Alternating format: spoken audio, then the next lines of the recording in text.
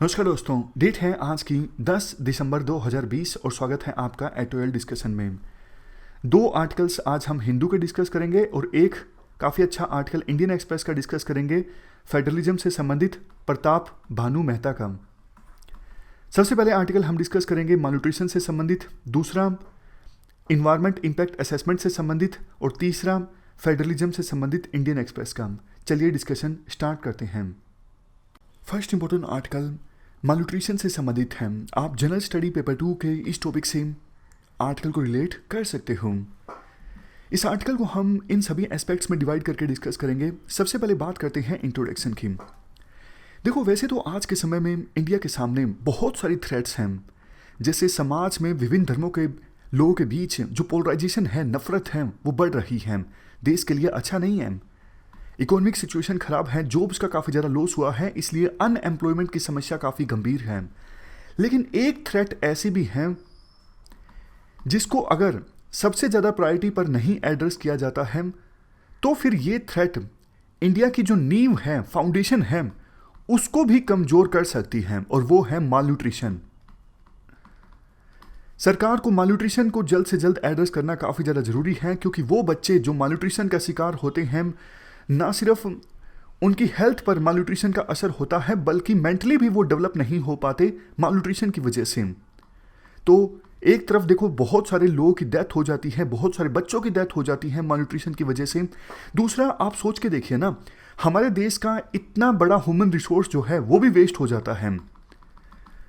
एक आंकड़े के अनुसार 2017 में 5 साल से कम उम्र के ऑलमोस्ट 10 लाख बच्चों की डेथ हो गई, और इनमें से ऑलमोस्ट 70% बच्चों की डेथ हुई वो मालन्यूट्रिशन का शिकार थे।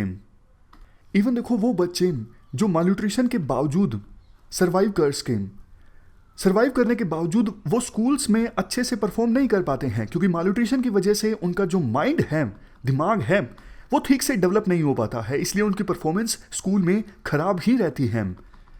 तो सेफली कहा जा सकता है कि मालन्यूट्रिशन देश के लिए ऐसी समस्या है जिसको अर्जेंट प्रायोरिटी पर एड्रेस करना जरूरी है। Ministry of health and family welfare ने यूनिसेफ के साथ मिलकर एक सर्वे कंडक्ट करवाया था, कॉम्प्रिहेंसिव नेशनल न्यूट्रिशन सर्वे।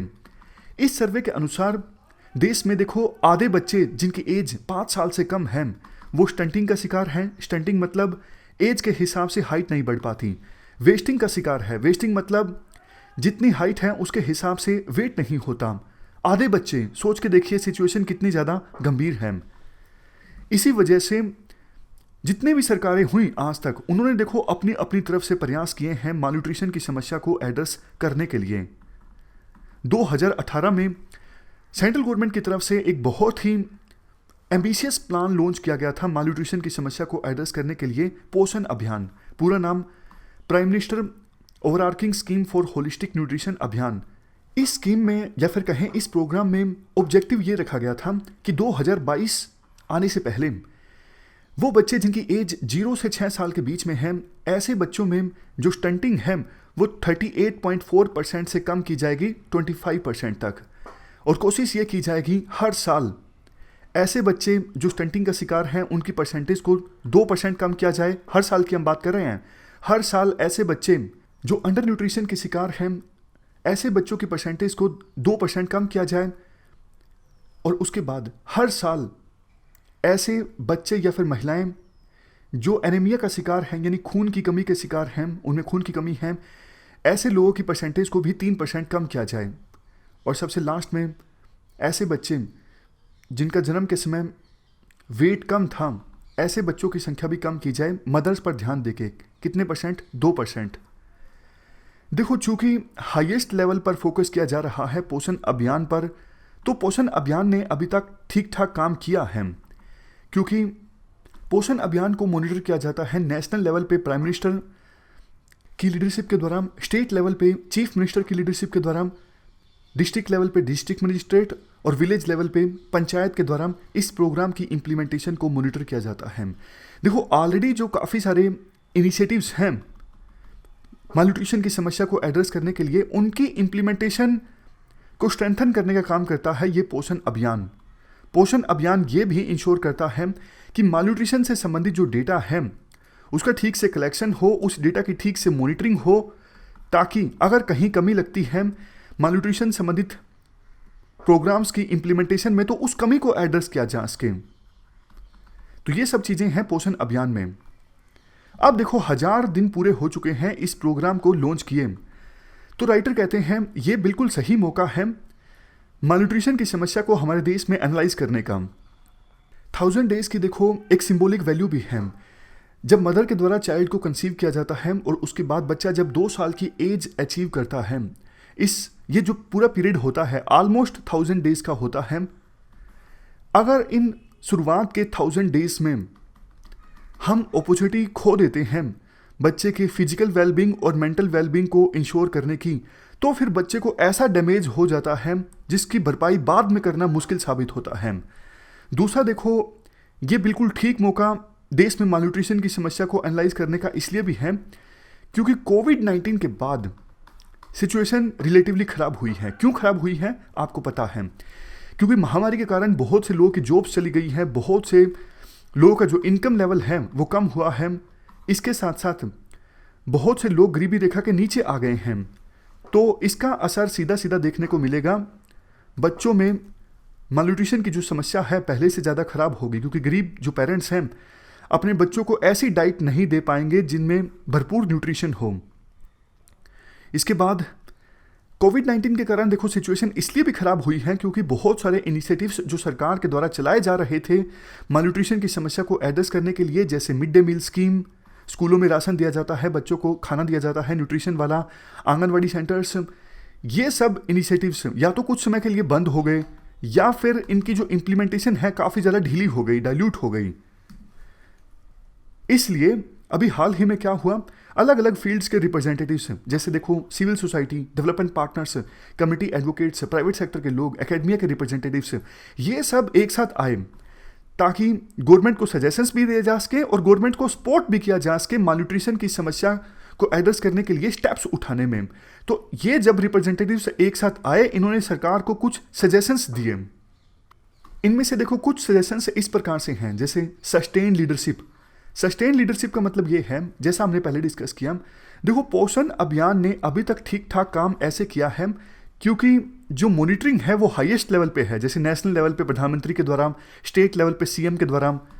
क्योंकि प्रधानमंत्री और सीएम के द्वारा डायरेक्ट मॉनिटरिंग है, लीडरशिप जो है वो स्ट्रॉन्ग है इस प्रोग्राम की इम्प्लीमेंटेशन को मॉनिटर करने के लिए, तो ही ये प्रोग्राम ठीक से इम्प्लीमेंट कर पाया है। तो आगे भी यही उम्मीद की जाती है, स्ट्रॉन्ग लीडरशिप रहे इस प्रोग्राम की इम्प्लीमेंटेशन को मॉनिटर करने के लिए। उसके बाद है डेडिकेटेड फाइनेंसेस। इसका मतलब देखो ये है, वैसे देखो हमारे देश में काफ़ी सारे ऑलरेडी इनिशिएटिव्स हैं मालन्यूट्रिशन की समस्या को एड्रेस करने के लिए, जैसे ICDS स्कीम है, मिड डे मील प्रोग्राम है, पब्लिक डिस्ट्रीब्यूशन सिस्टम है। सरकार को ये इंश्योर करना है जो फंड्स एलोकेट हुए हैं इन प्रोग्राम्स की इफेक्टिव इम्प्लीमेंटेशन के लिए, वो फंड्स जल्द से जल्द दिए जाएं।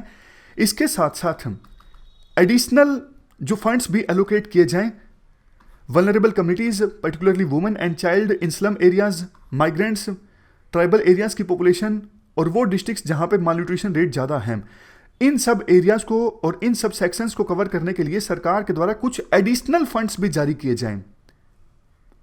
हमें ये चाहिए, यानी सरकार को ये चाहिए कि हर एक बच्चा और हर एक मदर, उनका कवरेज हो 12 मंथ्स के पोषण माह में, यानी न्यूट्रिशन मंथ में 52 ब्रेस्ट फीडिंग वीक्स होने चाहिए और 365 डेज का टेक होम राशन।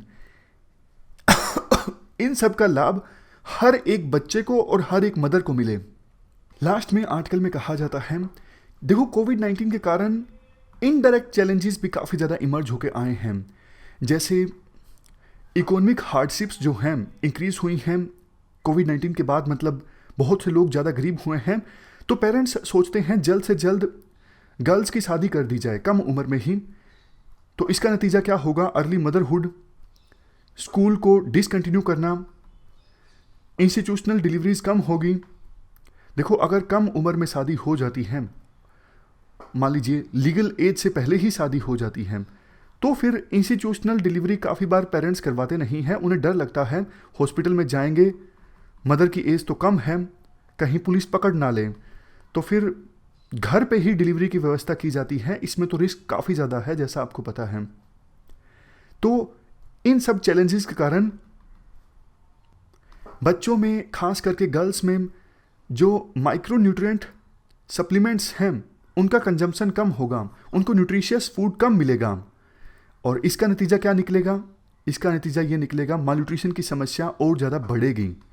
तो सजेशन ये दिया जाता है राइटर के द्वारा, देखो सबसे पहले आप एक काम करो, कोविड-19 के कारण मालन्यूट्रिशन की समस्या कितनी ज़्यादा बढ़ी है इसको एनालाइज करने के लिए आप न्यूट्रिशन संबंधित डेटा कलेक्ट कीजिए।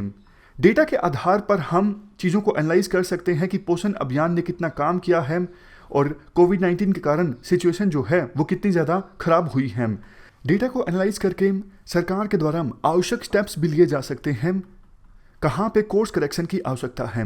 लास्ट में देखो कंक्लूजन में राइटर के द्वारा ये कहा जाता है, देखो न्यूट्रिशन की समस्या को एड्रेस करने के लिए इन्वेस्टमेंट करना, इसका डिविडेंड आपको जल्दी नहीं मिलेगा, थोड़ा लेट से मिलेगा, लेकिन जब मिलेगा तो फिर आप पूरी की पूरी जनरेशन को ट्रांसफॉर्म कर सकते हो।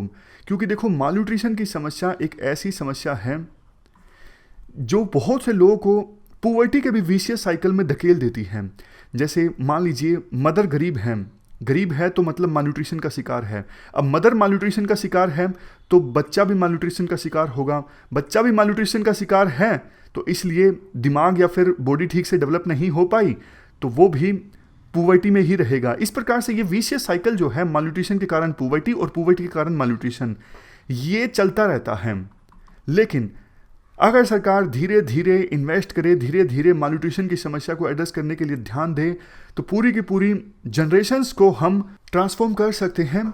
और इवन सभी बच्चों के लिए, चाहे वो गरीब हो, अमीर हो, कोई भी हो, सबके लिए हम लेवल प्लेइंग फील्ड भी इंश्योर कर सकते हैं, जिसकी कल्पना हमारे संविधान में की जाती है। ये पूरा आर्टिकल हमने डिस्कस किया मालन्यूट्रिशन की समस्या से संबंधित। चलते हैं आगे। Next important article environment impact assessment से संबंधित है। आप जनरल स्टडी पेपर 3 के इस टॉपिक से आर्टिकल को रिलेट कर सकते हो। ये एस्पेक्ट्स हम कवर करेंगे इस आर्टिकल के डिस्कशन में। पहले बैकग्राउंड की बात करते हैं। देखो 2018 में national highway authority of India के द्वारा एक प्रोजेक्ट का प्रपोजल रखा गया था कि चेन्नई से लेके सैलम के बीच एक 8 लेन का नेशनल हाईवे डेवलप किया जाए। ये ग्रीन फील्ड प्रोजेक्ट होगा। ग्रीन फील्ड प्रोजेक्ट मतलब एक तो देखो ब्राउन फील्ड प्रोजेक्ट होते हैं कि ऑलरेडी 4 लेन का हाईवे जो है वो बना हुआ है, इसे चौड़ा करके 8 लेन का बनाना है। ये तो होते हैं ब्राउन फील्ड प्रोजेक्ट। और ग्रीन फील्ड प्रोजेक्ट वो प्रोजेक्ट होते हैं जिनको नए सिरे से डेवलप करना है। मतलब ये जो 8 फील्ड का एक्सप्रेसवे या फिर हाईवे का प्रपोजल रखा गया था, अभी यहाँ पे पूरे खेत हैं, रिजर्व फॉरेस्ट हैं, कोई सड़क नहीं बनी हुई है। इसका प्रपोजल रखा गया था और टोटल लेंथ होगी इस नेशनल हाईवे की कितनी, 274 किलोमीटर। अभी जितना टाइम लगता है चेन्नई से सैलम जाने में या फिर सैलम से चेन्नई जाने में, उसका आधा समय लगेगा अगर ये हाईवे बन जाता है। बट देखो जैसे ही प्रपोजल सामने रखा गया national highway of authority of India के द्वारा और ये भी कहा गया कि हम लैंड को एक्वायर करेंगे, विरोध स्टार्ट हो गया। लोकल्स, फार्मर्स, इन्वायरमेंटलिस्ट और भी दूसरे सेक्शन से विरोध करने लगे।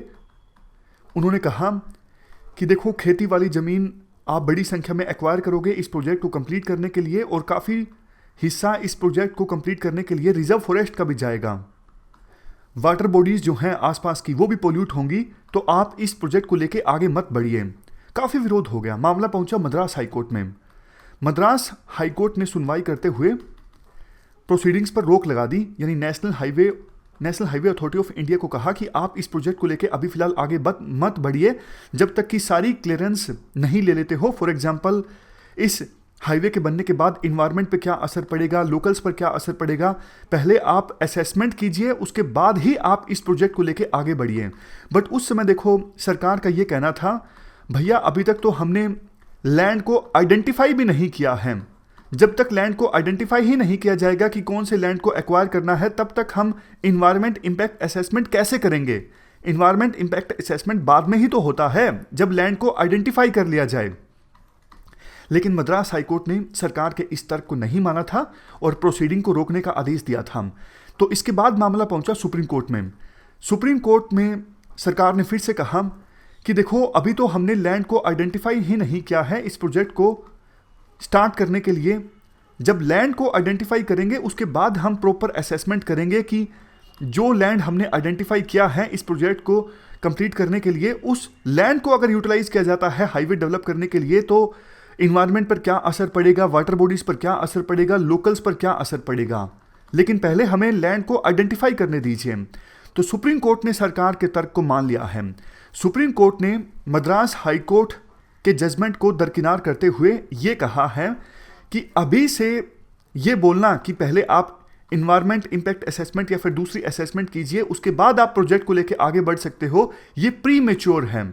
इसके साथ साथ सुप्रीम कोर्ट के द्वारा दो बातें और बोली गई कि national highway authority of India कोई भी कंस्ट्रक्शन स्टार्ट ना करें बिना सारे क्लियरेंस लिए। यानी एक बार national highway authority of India अगर लैंड आइडेंटिफाई कर लेती है और लैंड आइडेंटिफाई करने के बाद उस लैंड को एक्वायर करने के लिए नोटिफाई भी कर दिया जाता है, सर्वे भी कर लिया जाता है कि इस लैंड से होके अगर हाईवे गुजरता है तो वो कितना फिजिबल रहेगा, तो उसके बाद national highway authority of India को सभी तरह के क्लियरेंसेस के लिए अप्लाई करना होगा। और जब तक क्लियरेंसेस नहीं मिल जाते तब तक किसी प्रकार की कोई भी कंस्ट्रक्शन एक्टिविटी स्टार्ट नहीं हो सकती है। इसके साथ साथ ये भी कहा सुप्रीम कोर्ट ने पिटिशनर को, मतलब जिनका विरोध था उनको कहा कि जब देखो असेसमेंट सरकार स्टार्ट करेगी, इन्वायरमेंट इंपैक्ट असेसमेंट या फिर दूसरी असेसमेंट जब सरकार स्टार्ट करेगी तब आप ऑब्जेक्शंस रेज कर सकते हो और उन ऑब्जेक्शंस को लेके आप एप्रोप्रिएट कोर्ट में भी जा सकते हो अगर आपको लगता है ठीक से प्रोसेस को फॉलो नहीं किया जा रहा है।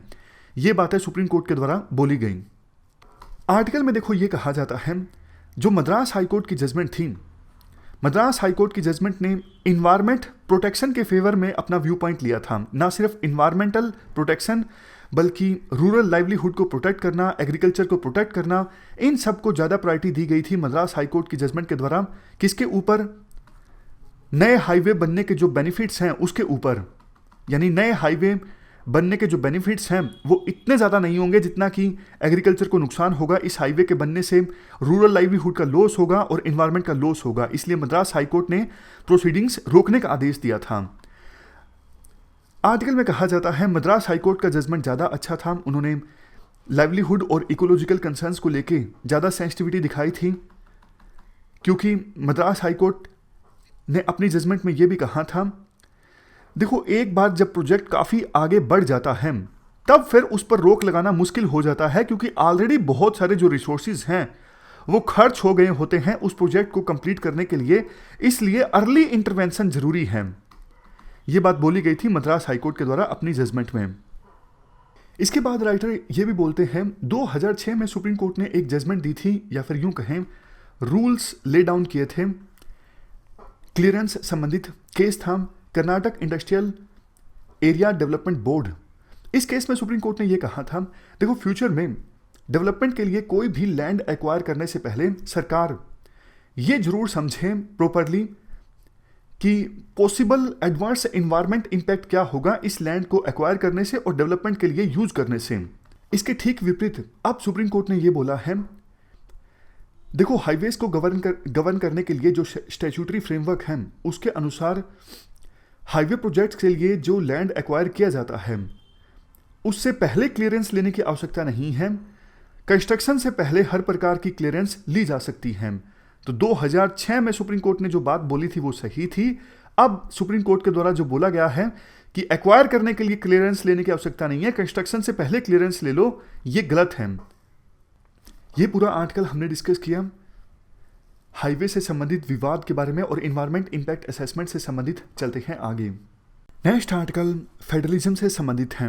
आप जनरल स्टडी पेपर 2 के इस टॉपिक से आर्टिकल को रिलेट कर सकते हो। ये एस्पेक्ट्स हम कवर करेंगे इस आर्टिकल में। सबसे पहले आप फेडरलिज्म की डेफिनेशन बताइए। देखो फेडरलिज्म की सिंपल से सिंपल डेफिनेशन है शेयरिंग ऑफ पावर बिटवीन विभिन्न tears of government, for example central government, state government, even local bodies. इनके बीच में जो पावर की शेयरिंग होती है देश को चलाने के लिए, इसे आप फेडरलिज्म कह सकते हो। अब बहुत सारे लोग ऐसे हैं जो बोल रहे हैं कि इंडिया में पिछले कुछ महीनों में या फिर सालों में फेडरलिज्म कमज़ोर हुआ है और पावर्स का सेंट्रलाइजेशन हुआ है सेंट्रल गवर्नमेंट में। क्या ये बात सही है? प्रताप भानु मेहता जो कि राइटर हैं इस आर्टिकल के, वो कहते हैं देखो हमेशा से ही फेडरलिज्म जो है हमारे देश में कमज़ोर रहा है। इवन अंबेडकर साहब ने जब कॉन्स्टिट्यूशन के ड्राफ्ट को प्रेजेंट किया था तो उन्होंने कहा था हमारा जो कॉन्स्टिट्यूशन है वो यूनिटरी भी होगा और फेडरल भी होगा, सर्कमस्टांसेस के अनुसार और रिक्वायरमेंट्स के अनुसार।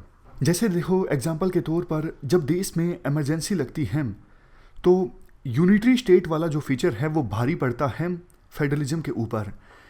अंबेडकर ने यह भी कहा था ये जो पावर है कि देश को यूनिटरी स्टेट में तब्दील करने की अगर आवश्यकता पड़े, ये किसी भी फेडरल स्टेट में आपको देखने के लिए नहीं मिलेगी।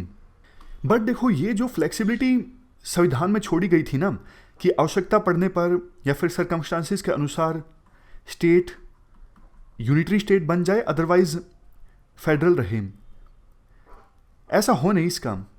मतलब कैसे भी सर्कमस्टांसेस हों, सिक्योरिटी के नाम पे, स्टेट को बिल्ड करने के नाम पे, इकोनॉमिक डेवलपमेंट के नाम पे सेंट्रल गवर्नमेंट ने पावर को अपने हाथों में हथियाया और फेडरल जो टेंडेंसीज थी, फेडरल जो डिज़ाइन था, उसको दमन करने का काम किया सेंट्रल गवर्नमेंट के द्वारा। इसके बाद राइटर बोलते हैं देखो वैसे तो फेडरलिज्म स्टेट और यूनिटरी स्टेट के बीच में बैलेंस इस्टेब्लिश करना मुश्किल होता है, लेकिन अगर फेडरलिज्म को सस्टेन रखना है तो 4 चीज़ों पर ध्यान जरूरी देना होता है। सबसे पहले तो है सेंट्रलाइज स्टेट को इंडिया की जो बहुत डाइवर्सिटी है, मतलब इंडिया में विभिन्न कल्चर के लोग रहते हैं, विभिन्न धर्मों के, जातियों के, एथनिक आइडेंटिटीज़ के लोग रहते हैं, तो उनको एकोमोडेट करना जरूरी है सेंट्रलाइज स्टेट के द्वारा। अगर उनको एकोमोडेट नहीं किया जाता है तो फिर तो देश स्टेबल होकर नहीं रह सकेगा, फिर देश टूट जाएगा। क्या ये काम विभिन्न सरकारें आज़ादी के बाद से कर पाई हैं? इसका आंसर है यस। देखो 1953 में ही तेलुगु भाषी लोगों के लिए अलग से स्टेट बनाने की मांग उठी और उस मांग को स्वीकार कर लिया गया। उसके बाद 1956 में स्टेट रीऑर्गेनाइजेशन एक्ट आया और लैंग्वेज के आधार पर कई सारे स्टेट्स बने। विभिन्न रीजन्स में लोकल आइडेंटिटी को लेके सेंट्रल गवर्नमेंट जो है वो हमेशा कंसर्न रहती है। इसीलिए अभी देखो जैसे एनडीए की गवर्नमेंट है सेंटर में, और आपको पता है बीजेपी जो है वो हिंदी को ज़्यादा प्रमोट करने की बात करती है, बट बावजूद इसके लोकल लैंग्वेज को लेके कोई भी कॉम्प्रोमाइज़ सरकार के द्वारा नहीं किया जाता है। मतलब लोकल लैंग्वेजेस को लेके सेंट्रल गवर्नमेंट हमेशा से ही कंसर्न रही हैं, क्योंकि देखो आपको याद होगा एंटी हिंदी राइट्स भी हुए थे, तो लोकल लैंग्वेज का जो इशू होता है वो काफ़ी ज़्यादा इमोशनल होता है, तो इसको नहीं छेड़ा जाता सेंट्रल गवर्नमेंट के द्वारा। तो पहला तो ये पॉइंट था कि क्या सेंट्रलाइज स्टेट लोकल लैंग्वेजेस को और लोकल दूसरी जो कल्चरल आइडेंटिटीज़ हैं उनको एकोमोडेट कर पाता है या फिर नहीं कर पाता है? इसका आंसर है यस। सेंट्रल गवर्नमेंट ने आज़ादी के बाद से ही लोकल आइडेंटिटीज़ को एकोमोडेट किया है। इसके बाद दूसरा पॉइंट आता है actual distribution of political power. मतलब एक्चुअल में जो पॉलिटिकल पावर है वो किन के पास में है? वो रीजनल लीडर्स के पास में है या फिर सेंट्रल लीडर्स के पास में है? देखो इस पॉइंट के संदर्भ में राइटर ये कहते हैं कोलिशन गवर्नमेंट्स का दौर आया जिनमें रीजनल पार्टीज़ की ज़्यादा चला करती थी। यूपीए सरकार के दौरान आप देख लीजिए रीजनल पार्टीज़ किस प्रकार से अपनी बात मनवा लिया करते थे। तो उस समय तो ऐसा हुआ कि फेडरलिज्म रहा। जब देखो रीजनल पार्टीज़ सेंट्रल गवर्नमेंट में रहती हैं तो वो अपनी बात मनवा लेती हैं और जो रीजनल लीडर्स होते हैं उनकी भी अहमियत रहती है।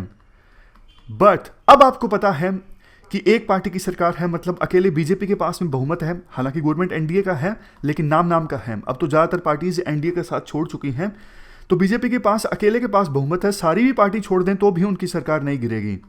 तो ऐसी सिचुएशन में जो रीजनल लीडर्स हैं उनकी पावर्स कम हुई हैं। जैसे उड़ीसा का एग्जाम्पल आप लीजिए या फिर तमिलनाडु का एग्जाम्पल आप लीजिए। देखो द्रविडियन जो पार्टीज है ना उनका हमेशा सेंटर में दबदबा रहता है जब कोएलिशन गवर्नमेंट होती है। बट आज के समय में आपको पता है करुणानिधि की डेथ हो चुकी है, जयललिता की डेथ हो चुकी है, तो आज के समय में जो द्रविडियन पार्टीज हैं उनके लीडर्स का इतना बोलबाला नहीं है, इतनी ज़्यादा अहमियत नहीं है नेशनल पॉलिटिक्स में। इसके बाद राइटर ये बोलते हैं इस पॉइंट के संदर्भ में, देखो इवन अगर कोलिशन गवर्नमेंट्स इमर्ज होकर आई और रीजनल पार्टीज इमर्ज होकर आई, उनको ज़्यादा सीट्स प्राप्त हुई, इसके बावजूद फाइनेंशियल और एडमिनिस्ट्रेटिव सेंट्रलाइजेशन के विरोध में ज़्यादा आवाज़ नहीं उठाई गई। मतलब एक तरफ जहां पॉलिटिकल पावर की बात करें, मान लिया कि जब कोलिशन गवर्नमेंट थी तो रीजनल लीडर्स के पास भी पावर थी, बट उस समय भी फाइनेंशियल एंड एडमिनिस्ट्रेटिव मामलों में पावर्स का सेंट्रलाइजेशन होता गया सेंट्रल गवर्नमेंट के पास। इसका एक रीज़न ये है, जब देखो रीजनल पार्टीज की सरकार थी बहुत सारे स्टेट्स में, उनके सीएम ने मिलके आपस में कोई ऐसी काउंसिल नहीं बनाई या फिर चीफ मिनिस्टर्स की जो काउंसिल है उनको स्ट्रॉन्ग करने का काम नहीं किया। अगर ऐसा किया होता, मतलब सेंटर में अलग पार्टी की सरकार और स्टेट्स में अलग पार्टीज की सरकार, और जहां जहां पे अलग पार्टीज की सरकार उनके सीएम मिलके काउंसिल ऑफ चीफ मिनिस्टर्स को स्ट्रॉन्ग बनाते और सेंट्रल गवर्नमेंट से अच्छे से बार्गेन करते स्टेट्स के पास, ताकि ज़्यादा फाइनेंशियल पावर हो, एडमिनिस्ट्रेटिव पावर हो, तब तो मानते कि हाँ फेडरलिज्म स्ट्रॉन्ग है हमारे देश में, लेकिन ऐसा कभी नहीं हुआ। इसके बाद एग्जाम्पल दिया जाता है फार्मर्स एजिटेशन का। देखो एक तरफ जहां स्टेट्स ये बोलते हैं कि एग्रीकल्चर जो है वो स्टेट लिस्ट में आता है, बट इन कानूनों को बनाने से पहले सेंटर ने स्टेट्स के साथ कंसल्ट भी नहीं किया। दूसरी तरफ देखो स्टेट्स का जो दोगलापन है इस बात से निकलता है कि वो सेंट्रल एमएसपी की बात कर रही हैं। अरे भैया, आप तो बोल रहे हो कि एग्रीकल्चर स्टेट लिस्ट में आता है, तो फिर आप सेंटर से क्यों डिमांड कर रहे हो कि सेंट्रल एमएसपी को लीगलाइज किया जाए? तो ये दोगलापन है स्टेट्स का। और देखो एक और दोगलापन विभिन्न रीजनल पार्टीज का ये होता है, जब अपने स्टेट पे बारी आती है ना, तब तो बोलते हैं, वो विरोध करते हैं कि ये फेडरलिज्म के अगेंस्ट है, बट दूसरे स्टेट्स के अगेंस्ट कुछ गलत हो रहा हो तो फिर कुछ नहीं बोलते। जैसे देखो आंध्र प्रदेश में जो स्टेट असेंबली थी, उन्होंने स्टेट को डिवाइड करने के रेजोल्यूशन को रिजेक्ट कर दिया था, बावजूद उसके आंध्र प्रदेश को 2 पार्ट्स में डिवाइड किया गया। गलत था सही था उसकी हम बात नहीं कर रहे हैं, हम फेडरलिज्म की बात कर रहे हैं। उसके बाद जम्मू एंड कश्मीर में जिस प्रकार से आर्टिकल 370 के तहत स्पेशल स्टेटस रिवोक किया गया, तरीका गलत था। मतलब आर्टिकल 370 के तहत स्पेशल स्टेटस रिवोक करना कितना सही कितना गलत वो देखो फ्यूचर में पता लगेगा, बट प्रोसीजर जो अपनाया गया, जिस तरीके से किया गया, लोकल जनता से कंसल्ट ना करना, वो गलत था। और इसके खिलाफ विभिन्न रीजनल लीडर्स को आवाज़ उठानी चाहिए थी, रीजनल पार्टीज को बोलना चाहिए था, लेकिन किसी ने नहीं बोला। उसके बाद तीसरा पॉइंट जो कि फेडरलिज्म को सस्टेन करता है वो political and institutional culture. Institutional culture मतलब जैसे इलेक्शन कमीशन मान लीजिए, फाइनेंशियल कमीशन मान लीजिए। फाइनेंशियल कमीशन स्टेट्स और सेंटर के बीच रेवेन्यू को डिवाइड करता है। अभी तक तो देखो फाइनेंशियल कमीशन की जो भी रिकमेंडेशंस होती हैं उनको मान ही लिया जाता है, ऐसा नहीं कि सेंट्रल गवर्नमेंट ने फाइनेंस कमीशन की रिकमेंडेशन को नहीं माना हो। और सुप्रीम कोर्ट भी एक इंस्टीट्यूशन है, सुप्रीम कोर्ट ने भी फेडरलिज्म के काज को स्ट्रॉन्ग ही बनाने का काम किया है। ऐसा तो नहीं कि सुप्रीम कोर्ट ने हमेशा सेंटर की बात ज़्यादा मानी हो।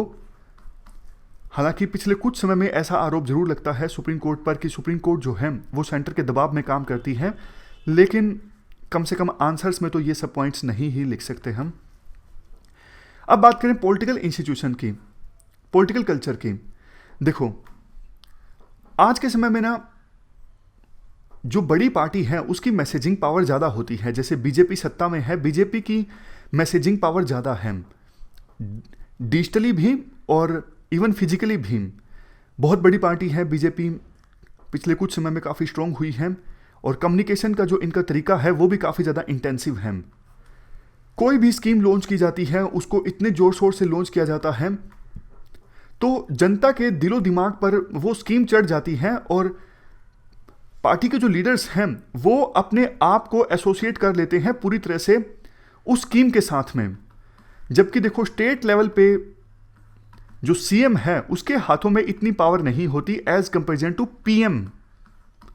तो फिर जब स्टेट के इलेक्शंस होते हैं तो भी कई बार पीएम के नाम पर वो स्टेट के इलेक्शंस लड़े जाते हैं, ऐसा अभी देखने को मिल रहा है। यानी सीएम की जो पोजीशन है एज कंपेरिजन टू पीएम वो कमजोर हुई है। इसके बाद है चौथा पॉइंट है एसिमेट्रिकल फेडरलिज्म। एसिमेट्रिकल फेडरलिज्म का मतलब देखो ये है, जैसे कुछ स्टेट्स को स्पेशल पावर्स दी गई हैं, जैसे जम्मू एंड कश्मीर को भी पहले स्पेशल पावर दी गई थी, नॉर्थ ईस्ट के कई सारे स्टेट्स को आज के समय में उनको स्पेशल स्टेटस दिया गया है। देखो होता क्या है, ये स्पेशल जो स्टेटस दिया गया है कायदे से जो स्टेट गवर्नमेंट है उसको मजबूत बनाने के दिया गया है, लेकिन हो उल्टा जाता है। जैसे कश्मीर में जो स्पेशल स्टेटस दिया गया था, कई पार्टीज इंक्लूडिंग रूलिंग पार्टी के द्वारा बोला गया स्पेशल स्टेटस ही सिक्योरिटी थ्रेट है, सिक्योरिटी को मजबूत नहीं बनाता है ये स्पेशल स्टेटस, बल्कि सिक्योरिटी को कमजोर करता है। इवन नॉर्थ ईस्ट में सिक्योरिटी के नाम पे सेंट्रल गवर्नमेंट जो है काफ़ी बार स्टेट गवर्नमेंट के कामकाज में सेंट्रल गवर्नमेंट के द्वारा इंटरफेयर किया जाता है। मतलब ये जो स्पेशल स्टेटस दिया जाता है ना, जो कि एग्जाम्पल है एसिमेट्रिकल फेडरलिज्म का, ये भी फेडरलिज्म को सस्टेन नहीं कर पा रहा है जैसा उम्मीद की गई थी।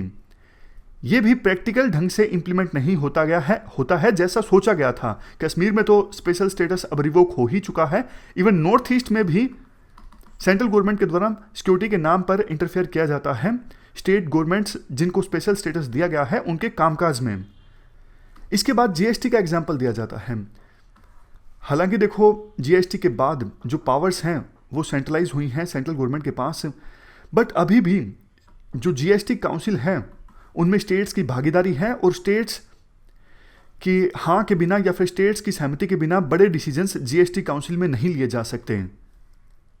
जैसे हाल ही में सेंट्रल गवर्नमेंट के द्वारा ये बोल दिया गया था स्टेट्स को कि कोविड-19 एक एक्ट ऑफ गॉड है, तो हम आपकी जो लॉस हुआ है जीएसटी के इम्प्लीमेंटेशन से सारा पैसा आपको नहीं देंगे। विभिन्न स्टेट्स ने मिलकर विरोध किया तो उसके बाद सेंट्रल गवर्नमेंट को झुकना पड़ा। और देखो बात सिर्फ सेंट्रल गवर्नमेंट की नहीं है, इवन स्टेट गवर्नमेंट्स भी पावर आगे देती नहीं है लोकल बॉडीज को। ऑलमोस्ट सभी स्टेट गवर्नमेंट्स हमेशा रिलेक्टेंट रहती हैं लोकल बॉडीज को पावर देने में।